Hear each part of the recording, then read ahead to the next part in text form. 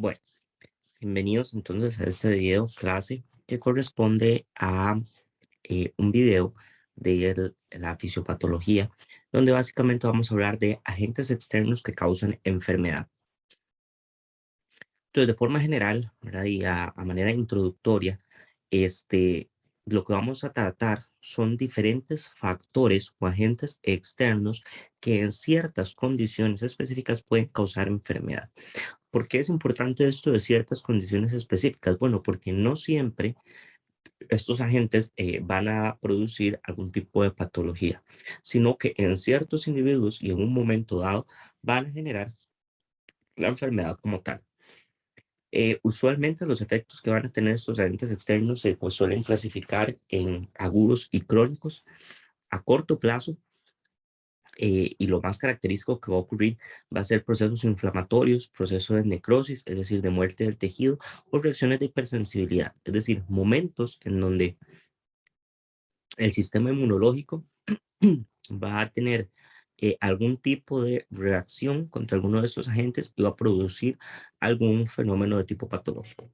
A largo plazo también podemos describir fenómenos como la fibrosis, cambios degenerativos, teratogenia o incluso pueden llegar a desarrollarse cáncer. Usualmente, de los más que podemos encontrar, tenemos la fibrosis, que usualmente se va a generar cuando hay procesos crónicos de inflamación y tenemos curación y de nuevo otro proceso inflamatorio, curación y otro proceso inflamatorio y así por mucho tiempo. Entonces vamos a empezar por los que son contaminantes ambientales. Dentro de los contaminantes ambientales tenemos aquellos que encontramos en la contaminación del aire principalmente. ¿Cuáles? Todos aquellos que encontramos principalmente en grandes ciudades: monóxido de carbono, dióxido de carbono y óxido de nitrógeno, ya sea por la combustión de hidrocarburos o por algunas industrias relacionadas a la producción de todos estos tipos de gases y diferentes compuestos que generan contaminación aérea. Existen diferentes determinantes que van a hacer que estos agentes puedan llegar a producir patologías. Era, por ejemplo, la solubilidad, qué tan grandes son las partículas, porque entre más pequeñitas, más lejos pueden llegar dentro del pulmón, quedarse atrapadas y producir la enfermedad. La concentración, ¿verdad? No es lo mismo, por ejemplo, estar aquí que en una ciudad como la Ciudad de México, que tiene una alta concentración de estos contaminantes en el aire. La velocidad y la profundidad de la respiración. Por ejemplo, personas que hacen ejercicios en ambientes contaminados pueden tener cierto tipo de patologías asociadas a estos contaminantes. Y también la duración de la exposición y los mecanismos de depuración del hueso.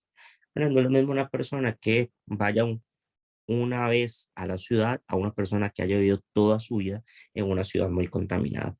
Y por último, mecanismos de depuración. Usualmente los seres humanos tenemos lo que son mecanismos de depuración de tipo, por ejemplo, los cilios, el moco, etcétera. Si en condiciones normales todo está funcionando bien, puede ser que todos esos contaminantes del aire logren ser expulsados y no se acumulen.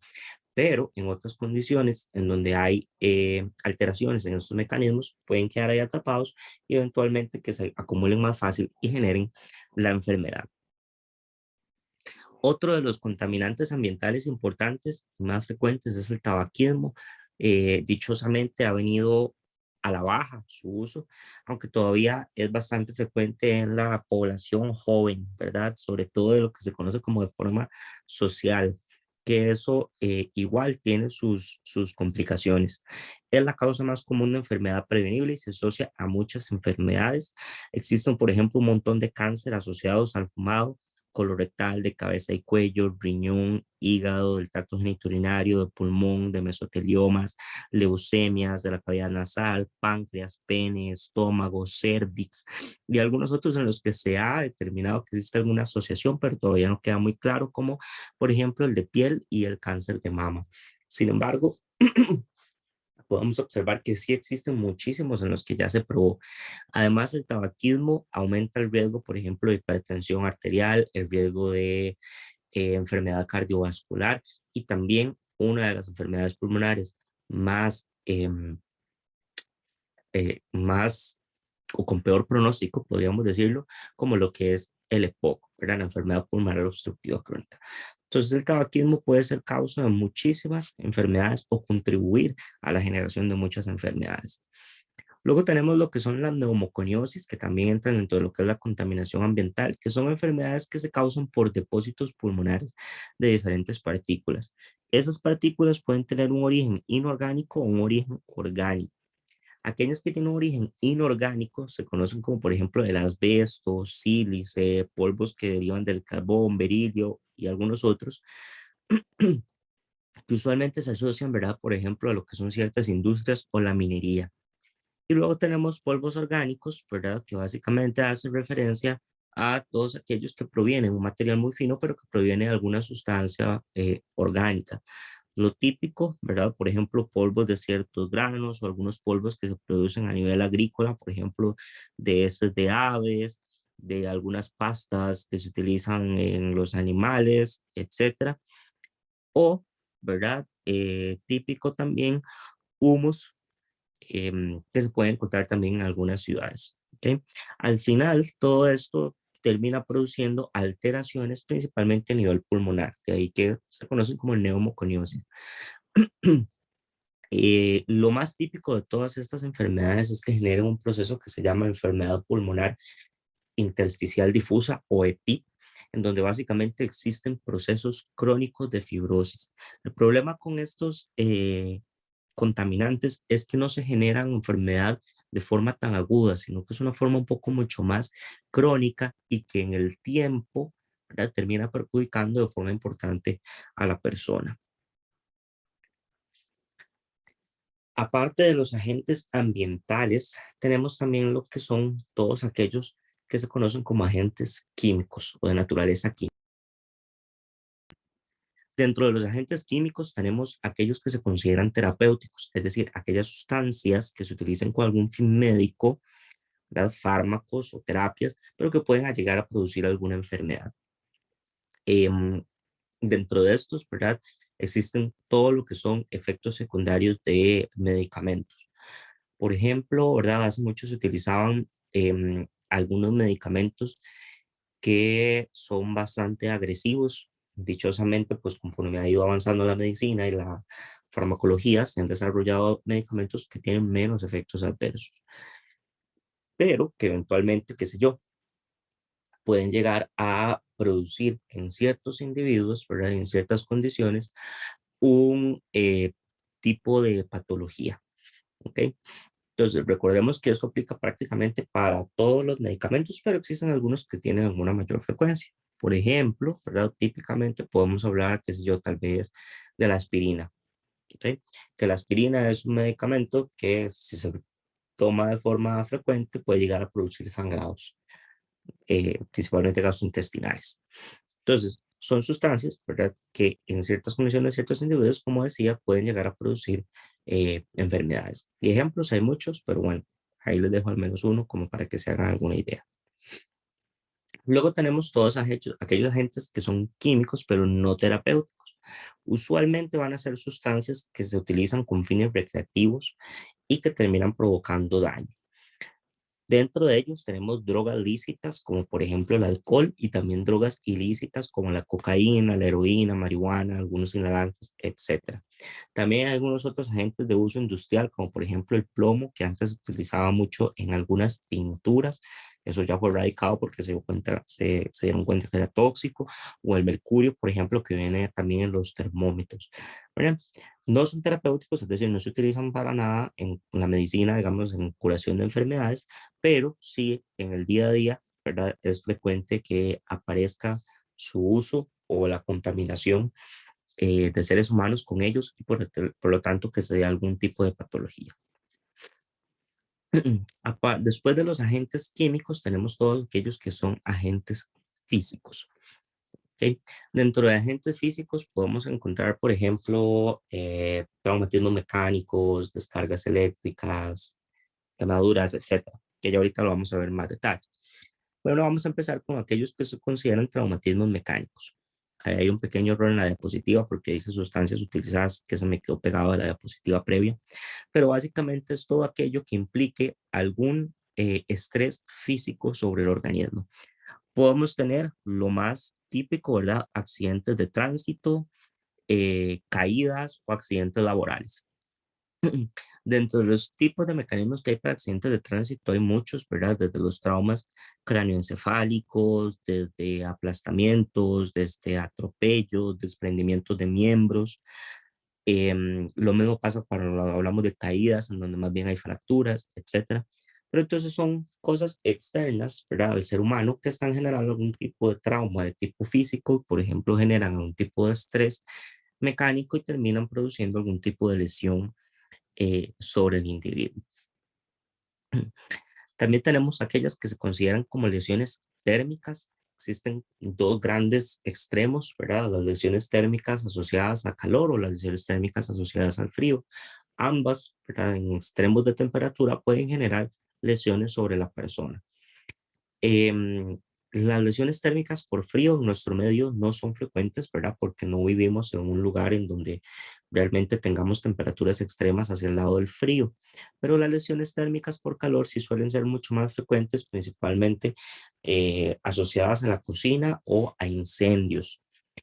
Este tipo de lesiones por calor, por aumento en la temperatura, suelen dividirse en cuatro grandes grupos dependiendo de la profundidad que alcancen en la piel, cuatro, incluso a veces cinco. Tenemos las lesiones más superficiales, que son, por ejemplo, aquellas que se ve cuando uno va a la playa, ¿verdad? Y tiene una quemadura por el sol. Entonces la piel se ve un poco seca, roja, es dolorosa la palpación, pero generalmente sanan bastante rápido, ¿verdad? A veces pueden descamar un poco, pero terminan sanando. Luego tenemos aquellas que son superficiales, ¿verdad? Pero que ya tienen una profundidad parcial en cuanto a esa superficialidad. Que como se puede ver en la imagen de la derecha, uno puede ver que ya involucra no solo la epidermis, sino la parte más superficial de la dermis. Usualmente ahí se van a generar ampollas, se va a ver rojo y va a ser doloroso también a la simple palpación, incluso con el solo roce del propio aire puede generar dolor. Estas tardan un poco más en sanar, de 7 a 21 días. Luego tenemos aquellas que tienen, que son o se consideran profundas, ¿verdad? Pero también todavía con cierta parcialidad, es decir, llegan a capas un poco más superficiales de la dermis, pero sin comprometer toda la dermis. Ahí también podemos encontrar ampollas, podemos ver que hay cambios de color, em, ya sea que está rojizo, otras partes como más blancuzcas. Aquí usualmente el dolor es solo a la presión.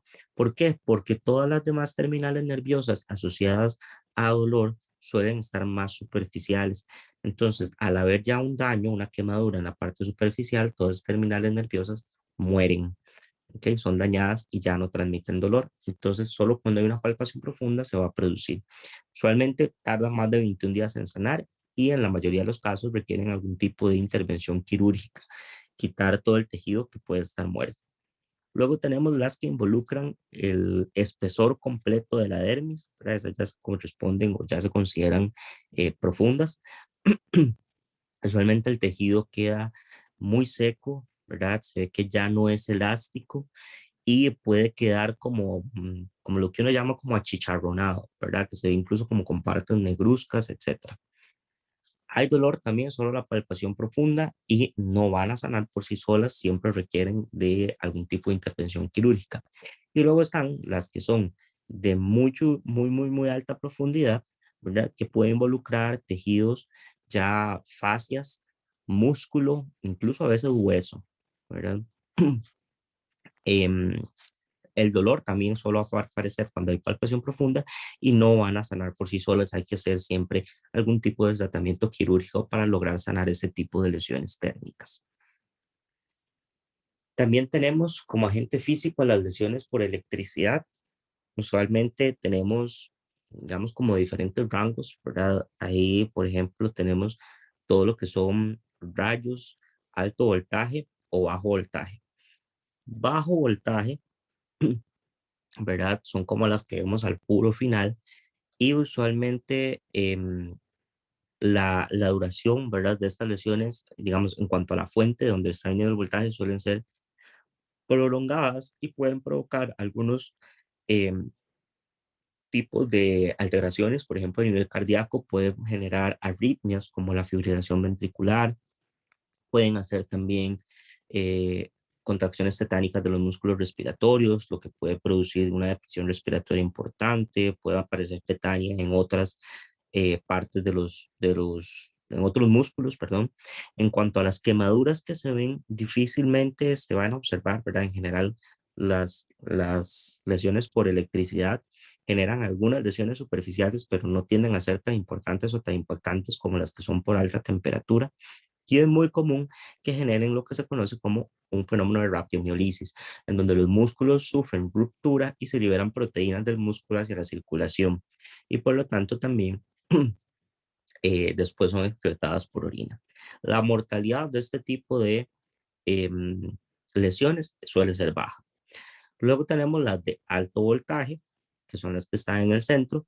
Usualmente son de duración muy corta, ¿verdad? Es como una descarga muy rápida y también puede generar arritmias, también puede haber cierta contracción tetánica de algunos músculos. Es común que hayan quemaduras, pero en este caso suelen ser principalmente profundas. Puede ser que no se note tanto en la parte superficial, sino mucho más en la parte profunda y por lo tanto uno no se da cuenta. Sin embargo, estos pacientes con ese antecedente tienen que ser tratados en servicios de emergencia de una forma muy rápida. Muy común que hagan una abdomiolisis em, y pueden haber lesiones asociadas a la caída, porque probablemente la persona también va a perder el conocimiento. Entonces, pueden haber lesiones asociadas, ¿verdad?, al golpe en el momento en que la persona se cae. Mortalidad, perdón, es moderada. Y por último, tenemos las lesiones por electricidad, que son ocasionadas por rayos. En este caso, ¿verdad? Bueno, son instantáneas porque el rayo dura muy poco y la mortalidad es muy alta, muy, muy alta, ¿verdad? Porque usualmente produce un paro cardíaco y la persona va a fallecer. Aparte de eso, también tenemos las que son lesiones por radiación. Estos son comunes, ¿verdad? Usualmente de algunas terapias, principalmente para el cáncer, o de accidentes, como por ejemplo los que se dieron en Chernóbil, en Ucrania, y también el que ocurrió hace algunos años en Japón, en terminales em, nucleares, ¿verdad? En plantas nucleares. Pero también existen a menor escala, como por ejemplo en el país hace algunos años, no me equivoco, fue en los 90, se dio una mala configuración de una bomba de cobalto para tratar el cáncer y a esos pacientes con cáncer se les dio dosis altísimas de radiación que pueden generar lesiones a corto, mediano, largo plazo y de una forma crónica. Usualmente el síndrome clínico de un proceso de radiación es que en los primeros de minutos a días, ¿verdad? 1 o 2 días, el paciente va a presentar náuseas, vómitos, diarrea, dolor de cabeza, mareos y letargia. Después viene un periodo latente, ¿verdad? En el que el paciente usualmente está asintomático o tiene mínimos síntomas, que suele ocurrir de 2 a 20 días. Y después un periodo donde ya se empiezan a manifestar otros síntomas y signos que incluyen infecciones, sangrados, diarreas muy severas y fatiga. Eso puede pasar desde los 21 días incluso hasta 60, es decir, aproximadamente 3 meses. Em, Eso, digamos, en ese periodo que es como corto, ¿verdad? Estamos hablando de 3 meses de tiempo. De forma más crónica, estos pacientes incluso pueden tener un riesgo aumentado de desarrollar ciertos tipos de cáncer, leucemias, cáncer de tiroides, etcétera. Son muy poco frecuentes, ¿verdad? Pero sí se pueden observar en casos como los que les mencionaba o incluso en pacientes en los que hay algún tipo de tratamiento que se da por el cáncer, ¿verdad? Se pueden ver lesiones que son mucho más localizadas en la región en donde se está dando la radioterapia, ¿verdad? Pero ya esos son diferentes, ¿verdad? Son lesiones que ocurren meramente por una terapia, ¿ok? Y por último, caemos en las enfermedades nutricionales. En las enfermedades nutricionales tenemos como dos grandes extremos, aquellas que se dan por deficiencias calóricas y aquellas que se dan más bien porque hay un exceso de calorías que el sujeto está consumiendo. Y por otro lado, tenemos aquellas que se asocian a déficit, por ejemplo, de algunas vitaminas. Dentro de las enfermedades nutricionales que se dan por déficit calóricos, ¿verdad? Tenemos una de las más preocupantes, que es la de nutrición proteico-calórica. Usualmente es cuando hay un déficit de calorías en el consumo, pero además no existe un aporte adecuado de proteínas. Dentro de ellas tenemos lo que se considera el marasmo, que se da cuando se ha perdido el 40% del peso corporal. En el marasmo hay una importante pérdida de masa muscular y un adelgazamiento también muy importante de todo lo que es las diferentes extremidades, tórax y abdomen. ¿Ok? En el lado de la derecha tenemos una imagen, por ejemplo, de un niño con un kwashiorkor. El kwashiorkor es cuando existe esa desnutrición calórica, pero además se asocia a una importante pérdida de proteínas.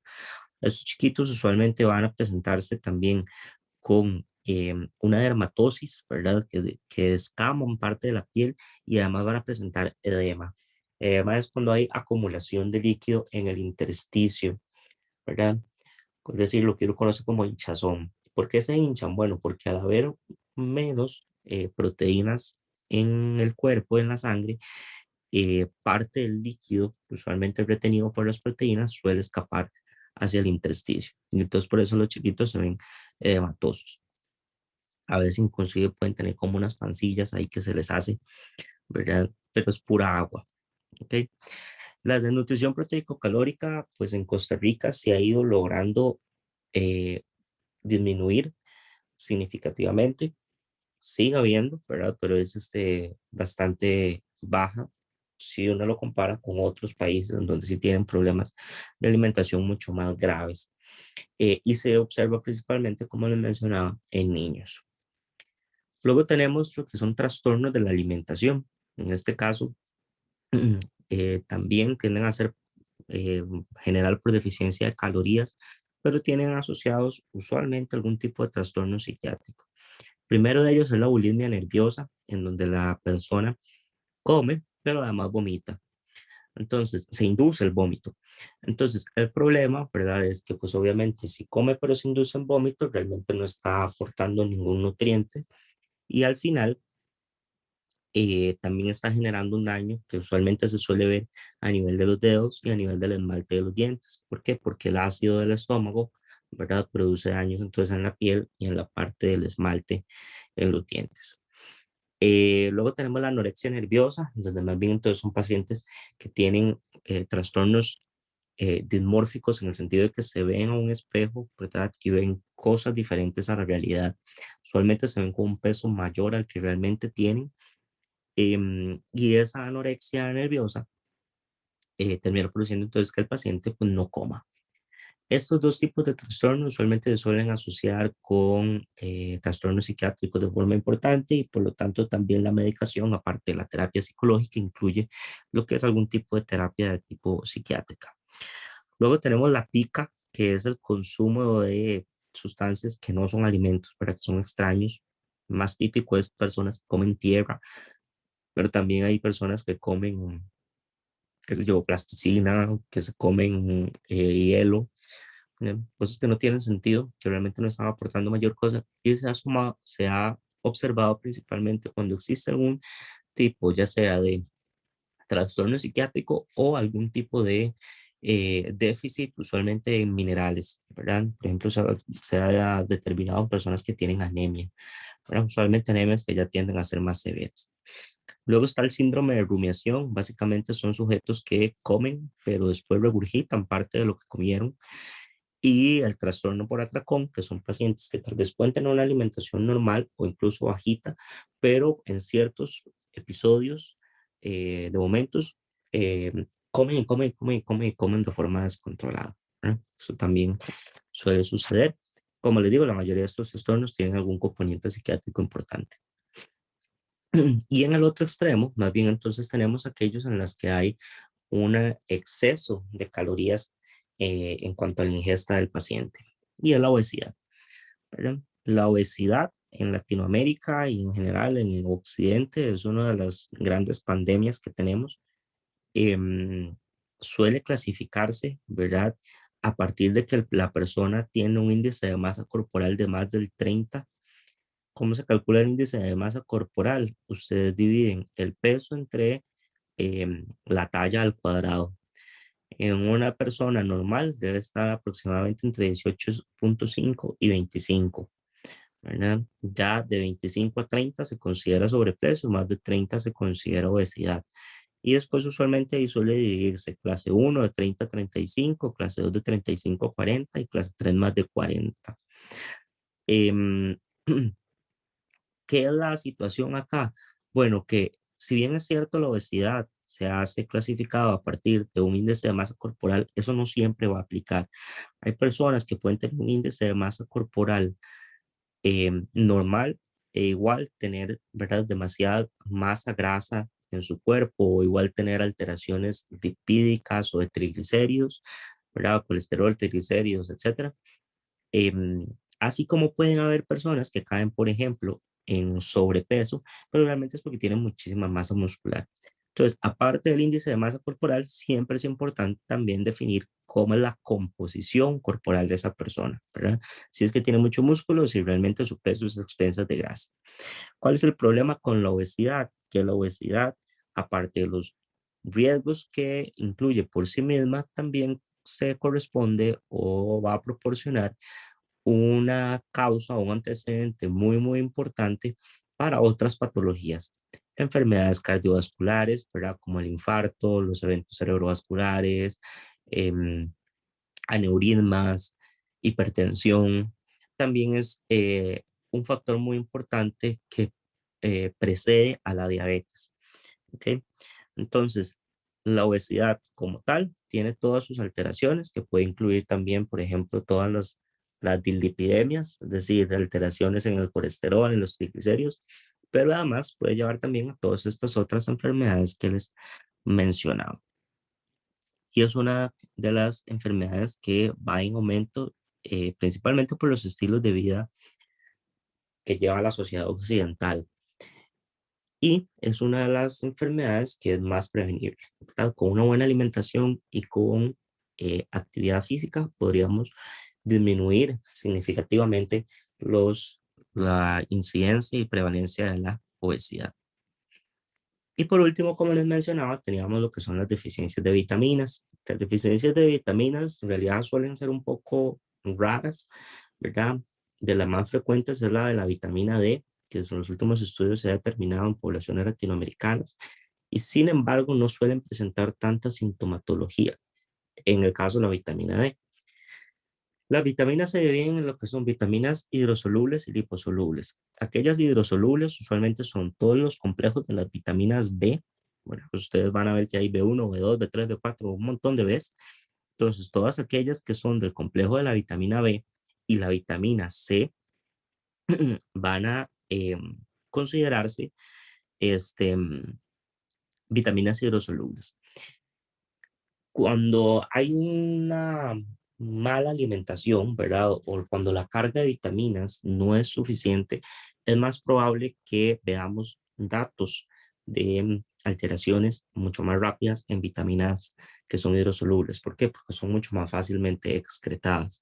A diferencia de las vitaminas liposolubles, que son la A, la D, la E y la K. O se las pueden aprender, las vitaminas liposolubles es AD. ¿Ok? Em, Estas vitaminas liposolubles, como tienden a acumularse en la grasa, es más difícil, ¿verdad?, observar algún grado de deficiencia. Sin embargo, cuando existe la deficiencia, es muy probable que la persona haya tenido un bajo consumo de esa vitamina por mucho tiempo. ¿Ok? Em, Ahí en el cuadro, pues les dejo las principales alteraciones que se pueden encontrar cuando hay alguno del déficit de alguna de esas vitaminas. Creo que no viene el caso como ver cada una de ellas, sería mucho, ¿verdad? Pero si después a ustedes les interesa saber específicamente qué sintomatología o signos pueden encontrar, qué tipo de síndrome, pues ahí en el cuadro pueden ampliar. Y eso sería lo que tenía, pues, para ustedes hoy. Muchas gracias.